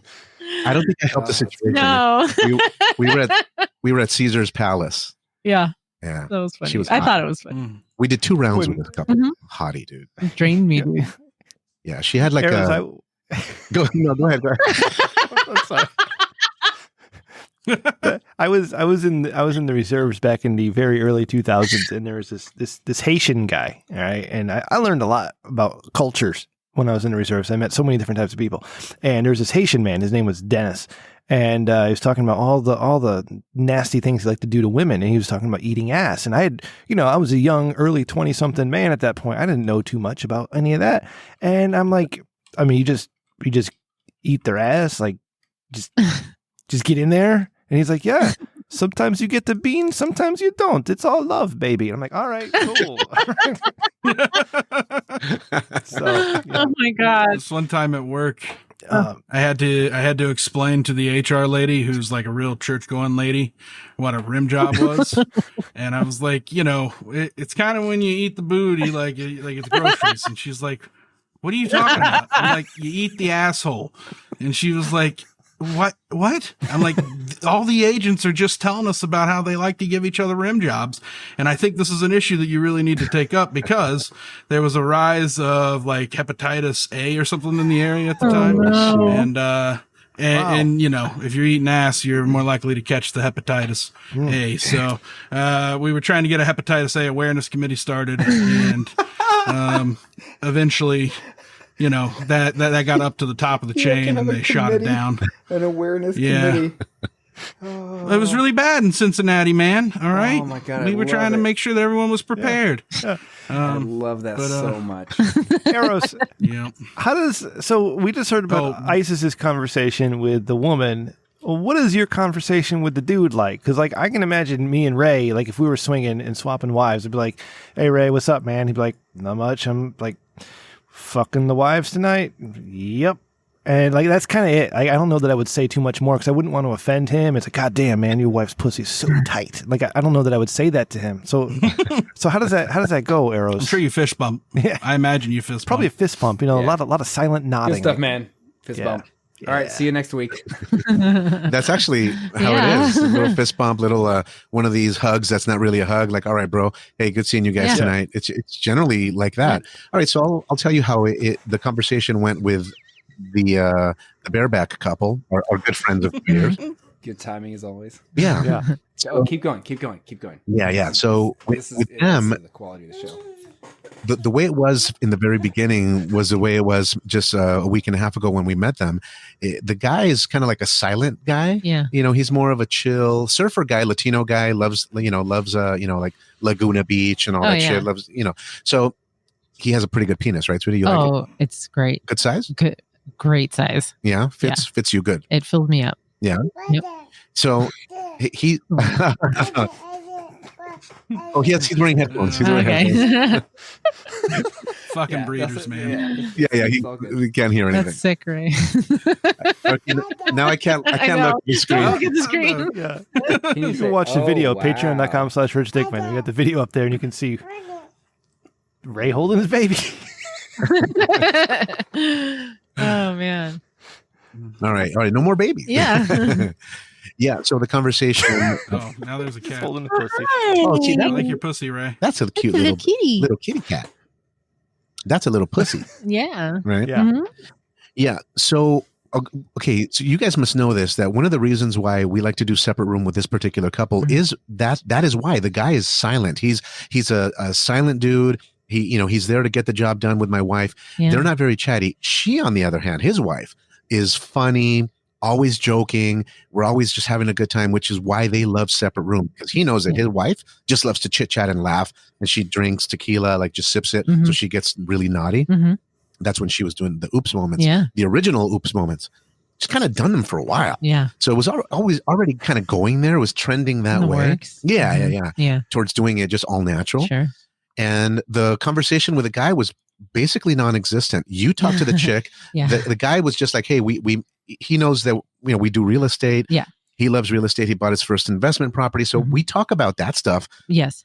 And then we do a little non-sexy talk, a little surfacey vanilla talk, right? And then we get back to sexy talk, like, oh, look at the outfit. Oh, your wife looks amazing tonight. Oh my goodness, look at those shoes. And we start, the attention goes to the ladies pretty much right away with the drinks and the chit chat. And he'll put his arm around my wife and just kind of like take ownership, basically, like, hey, like this, she's my great friend for tonight. And then his wife will come over and just kind of hang on me, and we're in the hotel room having drinks, holding each other's wife, sitting swapped, already sitting swapped. And she's very flirty and touchy and lovey, and she's kissing my neck and like just interlacing her hand with mine. Like she's like very forward that way. Yeah. Swinging doesn't usually occur that way. Correct. We just know them very, very well. Things are different with this couple. Yeah. Normally it's a little touchy feely, but she's really intense, like almost borderline polyamorous, right? Yeah. So I knew she wanted it all natural. We had spoken about it through text briefly, just a quick interaction. But let me tell you, with them, it was a no-brainer. Like we all wanted it. We knew it. We know that condoms suck. And we had done some grinding, some really good heavy grinding the time before, where it was like a lot of just grinding on bare. Even under the covers. Yeah, and that's where the oops moment happened with me. I know. And I think you had an oops moment too. Yep, we did. Because you told me about it, right? I did tell you about it. And for me, when my lady said, well, we had an oops moment too, we basically were talking to each other in the room, and our code word was, and I told my wife, when this hottie white girl accidentally put me inside her as she was just kind of grinding, and she let it happen a few times. It was just grinding, oops. And then it was grinding, oops. And then it was oops, grinding. When that happened a few times, I go to my wife and I basically look at her and I say, hey, sweetie, grind him really good. Get really close. And my wife goes like, really close? I'm like, yeah, like really close. She goes, okay. So she knew, we had talked about it before. Yeah. That's what get really close meant. Like, it's okay to do an oops moment. Right. Yeah. Now, I have to give a disclaimer for the people that are medical types or very paranoid people. Remember, my wife is in the medical field. They're both in the medical field. Yes. So for us, it was very important that we knew, for each other's sake, that we were clean and clear inside and out, right? Good, nothing weird going in the body, nothing strange going on, no viruses, no bacteria, none of that stuff. And so, we obviously got tested. They did too. And we actually took their word for it. I mean, whatever, dude. What am I going to take a Z-Pack or antibiotics for 10 days? You'll be good. Worst case scenario with this beautiful hottie. Just a case of the dick sniffles. That's all. That's all you have to worry about. No, I've just changed my socks, dude. Just do some push-ups, drink some milk. It just kind of get some extra vaccine. combat everything. Yeah, I mean, what's the worst that can happen, right? And especially, these, them while they don't play. Just go back, see them the next risky. day. Yeah, it's okay. Yeah. So that's why generally, I want you guys to know this, for those of you curious about the lifestyle. The conversation generally goes something like this. We've been approached by many, many bareback couples in the past, many. Yes. And sweetie, give them the question that they hit us with as we're swapped, and we get a hotel room with 2 beds. Yeah. Right. And then I'm with the wife. My wife is over there with the husband. On another bed, on the other bed. What's the question that they ask when they're trying to find out whether we like condoms or not? Yeah. One of them will say, how do you guys feel about condoms? Yeah. And it's usually the girl. Yeah. And we're already naked. We're already kind of doing stuff. We're past the, we've been at the bar. We had a drink. We already moved them to our room. We had another drink at the room. We already did our club sandwich, sensual touch dance move, where we're all kind of just like our icebreaker, dancing together and touching, the chicks and stuff, kind of grinding behind them and pretending we're dancing, but we're just really rubbing the penis on their butt. Right. So we've already done all that. I've already told the girl, hey, honey, lay down on your back right here. I already have her naked. Oh, yeah. I get her naked during the club sandwich. Quick. Yeah. So she's already laying down. She's naked. I'm nude already. My wife is over there. Generally, that's the question. And it usually comes from the chick. Yeah. How do you guys feel about condoms? And our answer has always been, well, we use condoms. We just use them. And then we have them. We pull some out and we put them on the counter. Yeah. They're in the nightstand between the 2 beds, ready to go. Yeah. But that's usually the question that they ask, because they're hoping you'd say, oh, they suck. Yeah. And then the next thing would be, so do you think about maybe going all natural tonight? Or, yeah. They don't use the word raw dogging, except one chick. Remember, she did that at Marine, right? She used the word raw dogging. To me, that'd be a red flag. Yeah, she goes, Yeah. One hottie Latina, they invited us to their boat, Marina Del Rey. Oh, right. She was drinking straight tequila. She drank like a quarter of the bottle. Yeah. And it was actually their first time. Yeah. Yeah. I did the whole bottle. Thank you very much. Yeah. He's like, that's it. She get a little that's nothing. Yeah. And awesome. she was the one rubbing she lifted up her sundress and she was rubbing on my bare dick. I know. With her bubble butt, cute little Pilates. Yeah. Nice little booty. And legs. And she goes, so you guys use condoms, or do you guys just want to raw dog it? And she was like already moving. She was doing like S curves with her mouth, with her whole body. Figure eights. Yep. Yeah. Oh man. Anyway, so that's how the conversation, man, happened with our long-term couple. Yeah. That we've played with many, many times. The cream pie couple, right? That's probably what we should call them. And it was great. I think both ladies ended up very moisturized. Great alliteration. At the end of the night. Yeah. Marinated. Yes, we did. If my mom didn't follow me on Twitter, I'd probably name this episode Cream Pie Couple, but I'll go with something else. Last question before I get into some voicemails.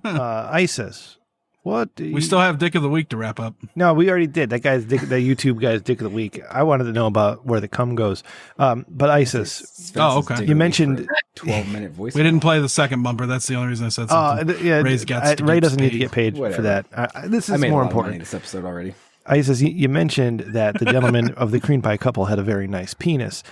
So my question to you is, Isis, what makes a nice penis? Like circumcised, uncircumcised, girth, length, head size? Like what all is involved there? Because Ray and I had a penis contest once.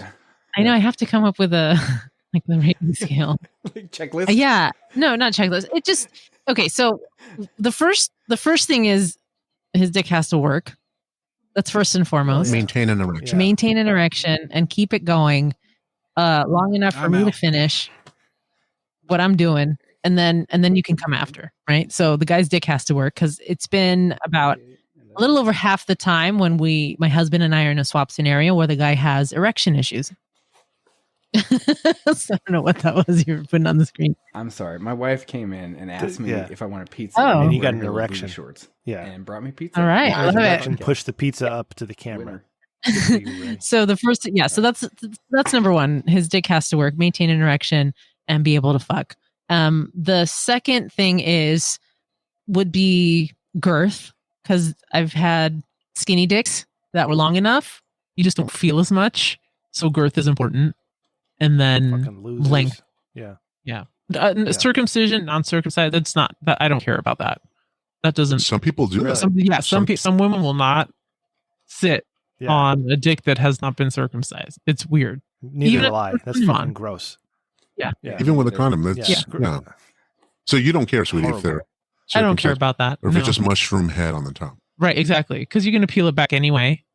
So it's a big deal. So it actually makes it easier. Peel it back. It's gross. No, it's disgusting. What are you talking about? I'm sorry. Eros, I don't even know. Are you circumcised or uncircumcised, Eros? I don't want to offend. So no. I mean, look, I have foreskin, but it's not. All right, there's foreskin like armadillo extra hanging, a little bit elephant trunk. And then there's just regular foreskin where it's kind of, I keep mine peeled back all the time. You'd never know that it can actually peel forward because especially I do my penis exercises, my stretching exercises. So my foreskin doesn't actually cover my dick anymore because I'm kind of doing the elongating exercises, right? And they have the tools you can buy, little stretchers and things like that. You can actually get surgery. We know some guy who got a surgery. Remember, he wanted me to do his wife because he was recovering from surgery. He got an extension, 2-inch extension on his dick, dude. Penis extension, and made it thicker too, right? Yeah. So he has an implant, and he was down for after surgery, and he needed his wife to be taken care of. So he gave you oral.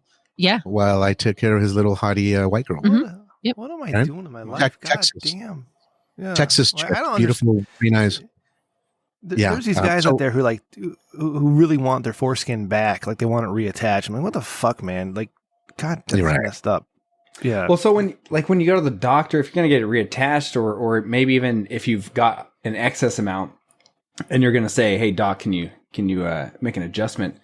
Is that like you kind of say like, "I want a turtleneck, I want my collar popped, I just want a standard collar, mock neck, like I want a V-neck, like." I want college preppy from 1999. With a pink polo shirt. Is that what you're going for? Like, yeah, you gotta be descriptive because otherwise it's all relative. Yeah, don't leave it up to the doctor. I want a 1970s anteater. Yeah. Hey, you know what? One of my Masonic brothers years back, he was a Sephardic Jew, and he had me go through my lineage, and he was like, "You know what? Your last name, dude, you're a Sephardic Jew. Your name's in the book, right?" He goes, "I'm going to take you to temple." He goes, "But you're going to need to get circumcised to be legit." And he goes, "It's $500. Don't worry, I'm going to pay for it." And he was full into the entire Sephardic Jew movement, right? Yeah. Well, it turns out, my last name's there, whatever, no problem. But I basically stopped calling the dude back, man. I told him, I'm like, "Hey," because I went to I talked to the rabbi, and I go, I don't know how to approach the rabbi. I'm like, Sir Bishop. I don't know how to address a rabbi. I just kept saying, "Brother." I'm like, how about I just keep it peeled back all the time? I just told him that I'll do that. I promise you. I'll keep it peeled back all the time. I'll put a rubber band on it. Yeah. Dude, they gave me the prayer cloth, the talith. I have it still. All that stuff, dude. I'm like, you know what, dude? Phone out of service, brother. I'm keeping this thing peeled back. Eros, you know what? You're Mexican. How the hell they think you're Jewish? Like, I don't understand that. It's a Sephardic Jew. It's like that Spaniards. It's a real thing. Yeah. They have their own network of temples and stuff. Yeah. Jesus, Rim, be cultured. I'm very cultured. That's I do this so I learn. I'm sorry, Ray. Go ahead. Ray. You had something to say. I was just gonna say. So my son, he got circumcised, and I was the person that was going to be in the room with him, and it's not fun to watch when they bring out basically the cigar trimmer, and they're wrapping things around. Okay, it's not fun. Ooh. And all I can imagine is, if you're, a couple days old, you know what? You don't remember. I'm scarred for life. Right. And that wasn't even my penis. Now, if you were going to go in today and have that done, like you'd have to do anesthesia, local anesthesia or something.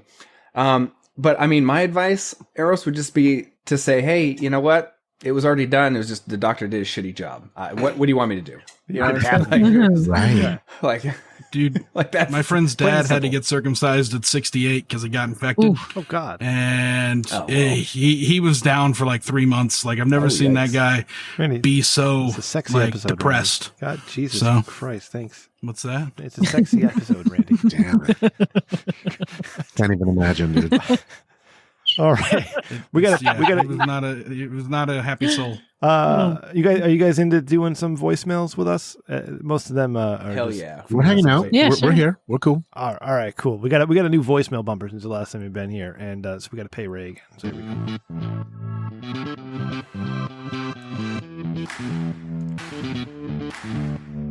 Thanks for calling the Dickman line at 860-316-4776.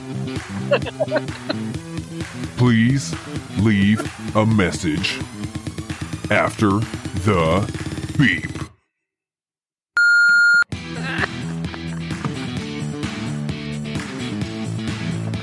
Every time. It's voicemails. All right, we got a few this week. Let's get to it. I just want to let you guys know that I hope you truly appreciate Randy. He's an amazing human being. You know, it's like Ray's a great, whatever it is he is, and then you have Ram and his World of Warcraft and Magic the Gathering, and I don't do that shit anymore. Warhammer, but Randy's where it's at, man.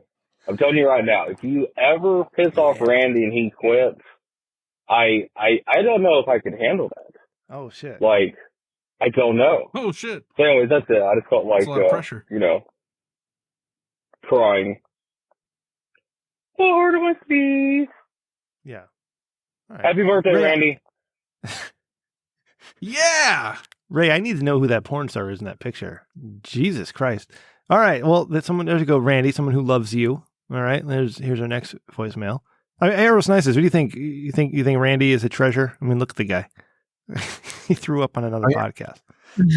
Had the wings and everything. Yeah. He's an angel. See? So Ray was telling a story about this is when I used to get getting high. gravel dropped off, and like how hilarious it would be to do to someone. That is, okay. So it reminds me of the best story I've heard similar to that. There was a guy who got mad at another guy because he was screwing his girl or talking to her, or whatever it was. It's been years. So he went and got, a little bit angry, went to the house, got his pickup truck, went to Home Depot and picked up 3 or 4 day laborers. Think you can guess what the story is. Anyway, Home Depot. So he took them to this guy's house when the guy was at work and said, "Hey, I'm going to pull off the roof and I'm going to go pick up supplies.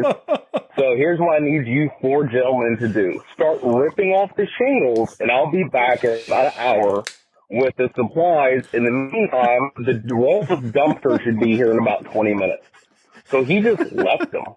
He just left these guys at another guy's house, and they just ripped the roof off this fucker's house. So eventually, the guy came home from work, and there was just 4 Mexicans standing around waiting to get paid. And he called the cops, the Mexicans scattered, and they never really figured out, what happened. So, this guy basically had to do an insurance claim that someone vandalized his house by taking the roof off his fucking house when he was at work. So I cannot imagine coming home from work at 5:30 or 6 and just seeing half of it missing and all these shingles in your yard. And you just see 3 or 4 guys drinking a fucking Corona just looking at you like, "Hey, you gonna pay me?" Or what? I cannot fathom that. So yeah, just had to show the good word of how amazingly cheap it is to get revenge. Have a good day. Wow. Ray, that's better than what your prank was. Holy shit. Yeah, so Eros and Isis, I was telling people last week that I decided, because I work in construction, that I can do my own concrete patio. And while I was doing that, I discovered that if you want to get some road base, 2 yard, a full truck bed, your standard truck bed, 1 or 2 of those can cost you $50. And you want to know how they deliver it? You just walk up, pay cash, write down your address, and you walk away. $50. Imagine if you came home and you found a whole truckload, because these guys literally just drive up, dump it, and leave. Wow.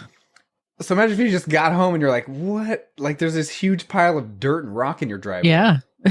So I thought for $50, like if you were really pissed off at something, to me, that's a good investment, $50. Like how are they going to get rid of it? And what damage did you really cause? So the cops can't really come after you. Well, maybe, but for $50, that's definitely, that costs nothing. That's amazing. That's pretty good. A little more destructive. Yeah. A little more, but you know. Did I ever tell you guys, or last week, did I tell you about the time my dad played a prank on me with gravel? No. I don't think Last so. time you talked about your dad. So I leaving was you. helping him lay water pipe at a up and coming, like they were building a subdivision. So he sent me on my 4-wheeler with a backhoe tire through the woods to take off to this guy who was going to put it on a backhoe. And then in the meantime, while I was gone, they dumped a pile of gravel right as you come around this turn, right in the middle of the road.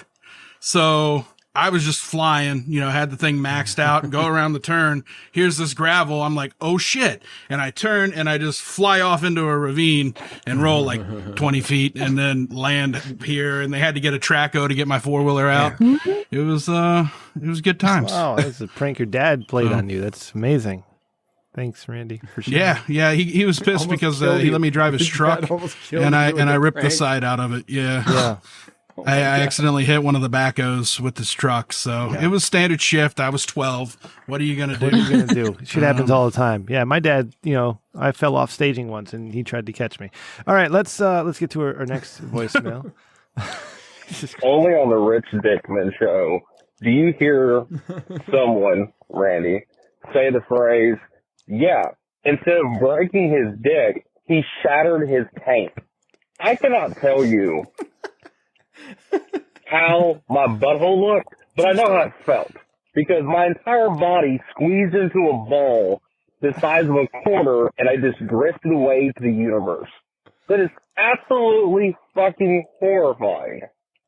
With that said, talking about breaking dicks, when I was a wee young lad, I had this girl friend and, we were all, like teenagers and discovering, sex and blah, blah, blah. So, it was like fucking jackrabbits. We're just going at it like jackrabbits. Well, she's on top and I'm like pushing her up with my hips and she's like plopping back down on my waist, as we're having sex. And like when you're young and stupid, you don't think, hey, if she doesn't land right, I could break my best friend. And she missed. Now, thank God I didn't, come out and then just like stab her in the leg or something. But like, thank God I didn't break it. But that was the closest I've ever come. And, anytime I hear someone talking about breaking their dick, I think of that. And it physically hurts me to think that I was so close like timelines to just breaking the most precious bone in my body. All because I wanted to be like 16, 17, 18 and stupid as shit. So have a good day. You're fucking shattered tanks. It happened to me last week. Eros, you ever almost get close to breaking your dick with another lady? Oh, for sure. Every time we swap, especially when it's a girl who's very energetic. It happens a lot with these spinner girls, like the petite, the more petite girls. Petite frame. You would think, right? Like, you can throw a nice bigger girl, like nice and thick, right? You would think that it happens with these little spinner chicks, like these little hotties, because they start moving crazy, and they can move crazy. And then I help them too with my hands and stuff. And I've had some near misses, but for the most part, I like to tilt my pelvis up to kind of stay in the groove, to kind of stay in the shaft. Most of the time, so that it doesn't actually go all the way out, and then you risk it. Yes, kind of stay inside all the time. Smart. Plus, it feels better. Right. It's all about the angling, because if you're trying to like aim for a spot that's not like parallel, the more perpendicular you get, the higher the risk. You gotta it's simple geometry. Pay attention to geometry class. Nice. Bring your wife in here and see if she wants to comment on this while I do the next voicemail, all right? Randy. Oh, go ahead. Release that bitch. Jesus, Joe Schmo. Release the bitch. What bitch? I don't know what you're talking about, Joe. Transcription not available. Nope. And another transcription not available. Nope. Just in case there's something there. And finally, our last voicemail of this week. What's up, everybody? And this is Flow Euphoria with the Rich Dickman rendition. No, it's not true. Fuck yourself, you piece of shit, maggot motherfucker. No, it's not true.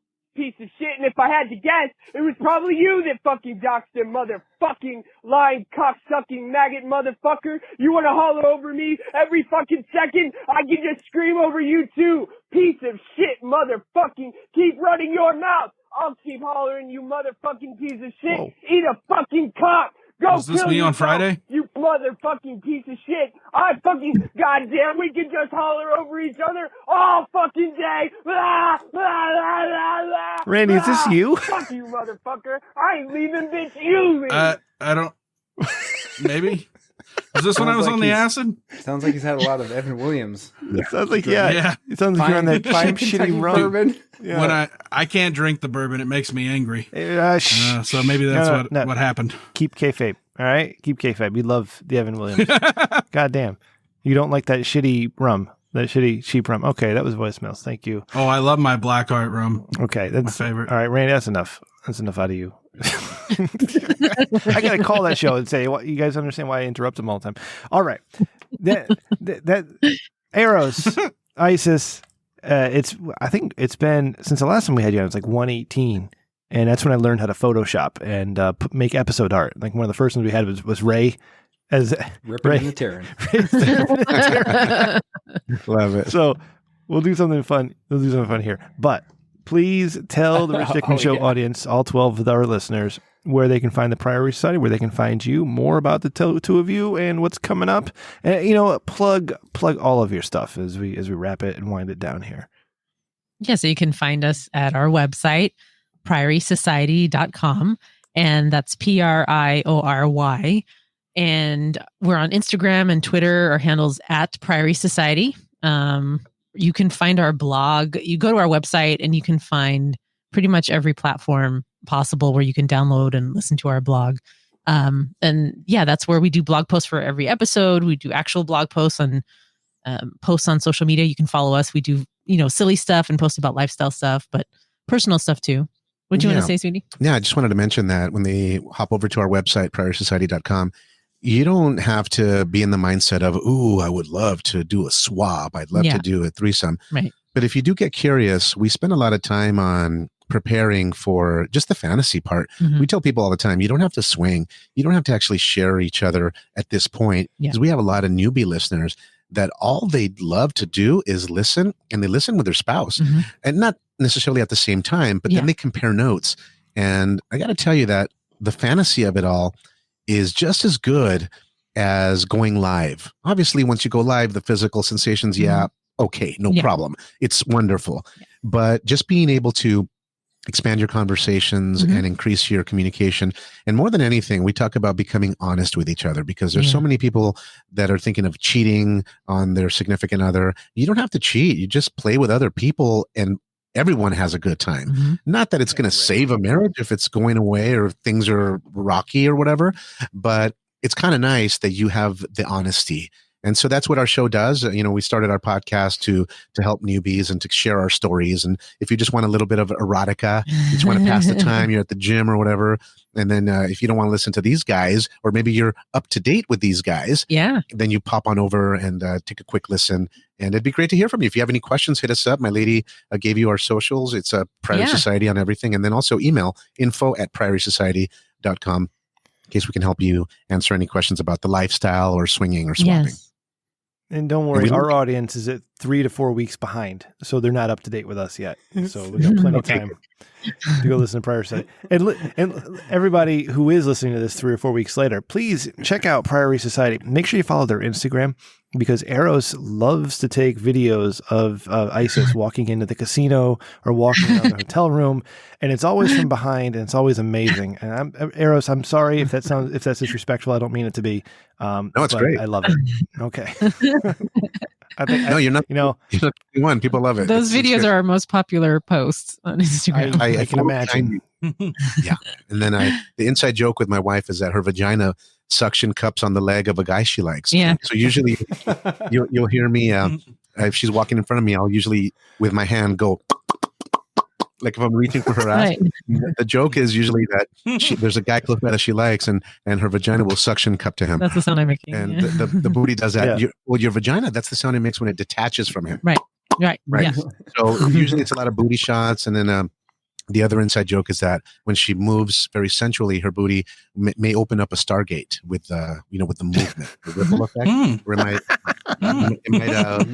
kind of open up a vortex and send you to another dimension. Because when she's walking, it sways about a foot in each direction, right? And it starts moving on its own. It has a nice little double bounce to it. A really nice, especially when the sun.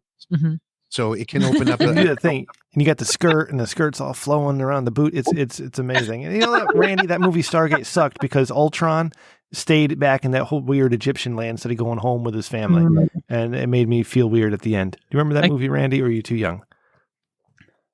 It sounds like it's before my time. Okay. Probably. Sounds like 1989. I was born in 1990. I don't remember when Stargate was made, so I have no idea. All right. Eros. If only there were a device we could consult. Yeah. Stargate. Jeez. Eros Isis of the Priory Society. My favorite guest. I was actually on Flo Euphoria's show several weeks ago, and he said, "Hey Rem, who are some of your favorite guests?" And I said, "My absolute favorite guests that we've ever had in the Rich Dickman Show is the Priory Society. I love Eros and Isis. They come on, they're just so fucking cool. They tell their own stories. I barely have to do anything as a host. It's great, and we have so much fun with you guys. So thank you for coming on. Happy 100! Yes. I can't believe it's been 100 episodes since we first met, and you guys accepted our invite." Yeah. It was Ray's 4th episode with me, or 5th, or whatever it was. Ray, he had to add 1 or 2 extras in there, and here we are. Was he getting paid? 158. No, he wasn't getting paid back then. No, he was still on a 10 episode trial, and he eventually got the job. Back then, like an internship almost. It's always a trial with Rich Dickman. And Randy, you got a lot of penance to do. I've been on a 10 episode trial for 30 episodes. That's right. So, who's saying the words tonight, gentlemen? Ray, you say. You haven't said it in a while. Hey, I say we bring this baby home. Thank you for listening to the Rich Dickman Show every single week. We do appreciate it. All 12 of you, you're wonderful. And when you hear this 4 weeks from now, love you and thank you again. If you like what we do and you want to support the show, tell a friend. And leave a review. Leave a review on your podcast player of choice. That would be great. But if you like us even more than that, you can check out our Patreon, patreon.com/Rich Dickman, and you can see tonight's video. All right, put all the videos up on the Patreon. And Ray had some very interesting graphics behind his head that kind of coincided with things we were talking about. And you can see the Priory Society's awesome sound deck. That fucking thing rocks. Like, I'm so jealous of all the equipment you have. It's amazing. But check that out, patreon.com/Rich Dickman, and you get Rem riding, Rem jobs, and all the extra stuff. And Ray and Randy one day will record a bonus episode with Svenson, and Ray will one day release the interview he did with Randy's sister, who is world famous. And I can't wait. Haven't heard from her for 10 years. Why you're fucking holding on to that. Can't wait to hear that. Ray, you're being a shitty friend. Find us online at richdickman.com for all of your Rich Dickman needs. Click the merch tab, get yourself some swagging, check the YouTube channel out, check out my videos. I walked around a state park and it was boring. So check it out. I miss my beard. I really miss my beard. Click the merch tab, get onto the Amazon shirts, get yourself the Eat the Rich t-shirt, because that thing's great. It's a great shirt. Ikra just got one, and she looks awesome in it. Listen to our friends at Not For Your Consumption, and also check out Who Gives a Shit with Adam from Houston and our buddy Crippled Jesus. Crippled Jesus just had some surgery. CJ, thinking of you, buddy. Get well soon. But he was back in the saddle for that episode. Episode 12's coming out this weekend, and it's great. RichDickmanShow@gmail.com for if you want to get a hold of us, or you can tweet us at Rich Dickman Show. You can follow executive producer Randy at SirZero with an E, or SirZero with an E @gmail.com. Follow producer Ryan at RyanTRDS. My mother's at Rem_Mama. I, of course, and at Rem Dickman. And then there is Ray. Ray, how do we get a hold of you? I'm constantly on Twitter. I have a huge personality, verified and everything. At Jules Winfeld. I got the blue check mark. Go in there and tweet me. You'll see it. You're such a fucking asshole. And then call or text me on the Dickman line, 860-316-4776. I respond immediately. I'm literally waiting for your phone call and or text. Yes, all the time. And Randy, if the lovely people in the audience want to join us live, when and where can they do that? Oh, Thursday nights at 10 p.m. at bit.do/TRDS1. That's bit.do/TRDS1. That's right. That's 10 p.m. Eastern. And again, check out the Priory Society with Eros and Isis. And I'm just jealous of their partnership and how they do things for each other and get their podcasts out and help each other with everything. And they're always working together to get things done. And not just one person doing all the work, but two. That's great. Love you guys. Thank you so much for Eros and Isis for coming on. You're the best. Let's do this again in 100 episodes. And Ray and Randy. All right. Love you guys. Good night. Bye. Boosh. So I have one question that I didn't get to ask. Oh, God. Which is this. Does the mattress play a factor in how you have sex? And what I mean is this. Tempur-Pedic. We at some point I went from just like the standard, call it spring mattress, kind of, maybe standard in a hotel room, to the memory foam.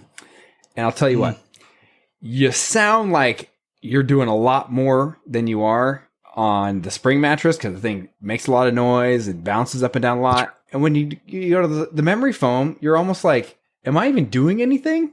It kind of, it's really quiet. Now it's great, you got kids and you're not trying to wake them up, but sometimes it's nice to hear the headboard banging against the wall. Yeah. Do you guys take that into consideration when you're looking for partners and stuff like that? I don't think about the bed. Actually, sex. Okay. She's thinking about. I'm alone in this. She's thinking about the dick. The dick. No, she just wants cream pies. Yes. See how much fun Ray is? He's just thinking about the type of bed he's fucking on. Like, goddamn, Ray.